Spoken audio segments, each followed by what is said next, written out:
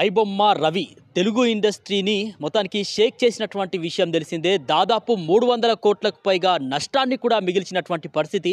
So ఏదైతే మరి ఒక ఎస్డి ప్రింట్ సినిమాని కూడా అంటే థియేటర్లకు వచ్చినటువంటి కొన్ని గంటల్లోనే ఆయన ఏదైతే ఐబొమ్మ బప్పం టీవీ ద్వారా మరి విడుదల చేసి ఒక సంచలనాన్ని సృష్టించాడు. అదేవిధంగా అతనంటే సర్వర్లు మార్చుకుంటూ కూడా అసలు ఎక్కడున్నాడో కూడా తెలియకుండా పోలీసులకు సంబంధించి ఒక సవాల్గా మారినటువంటి పరిస్థితిని మనం చూసాము. సో మొత్తానికైతే నిర్మాతలు ఇచ్చినటువంటి ఫిర్యాదుతో ఇప్పటికే ఆయన అరెస్ట్ చేసినటువంటి పోలీసులు సంచలనమైనటువంటి విషయాలు కూడా మరి వెలుగులోకి తెచ్చే విధంగా విచారణ కూడా చేపడుతున్నారు. కస్టడీలో ఇప్పటికే ఐబొమ్మ రవి అయితే ఉన్నారు. సో మొత్తానికైతే కరేబియన్ దీవుల్లో ఉంటూ ఒక దీవిని అక్కడ తీసుకొని మొత్తానికైతే అక్కడ ఏదైతే దీనికి సంబంధించినటువంటి సినిమాలకు సంబంధించినటువంటి సైట్లను నిర్వహణ చేస్తూ ఉన్నాడు.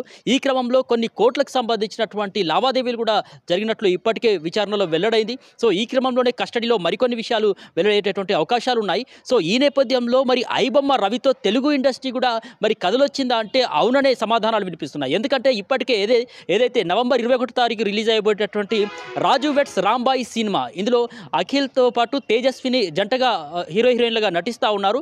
సి కళ్యాణ్ నిర్మాతగా ఉన్నారు. నవంబర్ 21వ తారీఖు ఈ సినిమా అయితే విడుదలకు సిద్ధం కాబోతుంది. ఈ సినిమా విడుదల అయ్యేటటువంటి నేపథ్యంలో ఒక సంచలనమైనటువంటి నిర్ణయం అయితే తీసుకున్నారు. ఏదైతే సింగిల్ స్క్రీన్లకు సంబంధించి రూ. 99, అదేవిధంగా మల్టీప్లెక్స్ సంబంధించి రూ.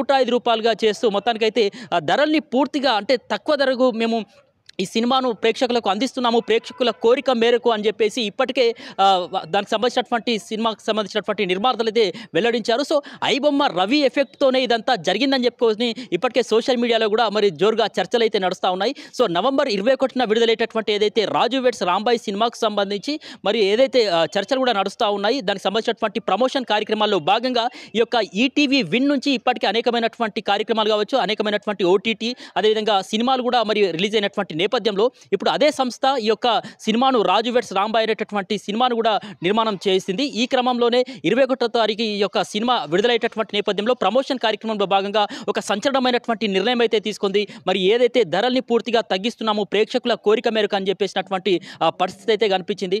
సో ఇప్పటికే మనం చూసాము సి కళ్యాణ్ లాంటి నిర్మాతలు ఐబొమ్మ రవిని ఎన్కౌంటర్ చేయాలి అని చెప్పేసి సంచలనమైనటువంటి వ్యాఖ్యలు చేసినటువంటి పరిస్థితి కూడా చూసాము. అయితే మరికొందరు మాత్రం సోషల్ మీడియాలో ఐబొమ్మ రవి ఎఫెక్ట్తోనే ఇదంతా జరుగుతుంది, ప్రేక్షకులకు సంబంధించి ఆయన ఒక దేవుడు అంటూ మరోవైపు సోషల్ మీడియాలో కూడా చర్చ జరుగుతున్నటువంటి నేపథ్యంలో సో మొత్తానికైతే మోస్ట్ వాంటెడ్గా ఒకసారి పోలీసులకు సంబంధించినటువంటి ఏదైతే సవాల్ విసిరాడు, ఏదైతే సోషల్ మీడియా వేదికగానే ఐబొమ్మ ద్వారా సో తనను పట్టుకోవాలి, ఏదైతే తనను పోలీసులకు సంబంధించి ఒక సవాల్ అయితే విసిరాడు.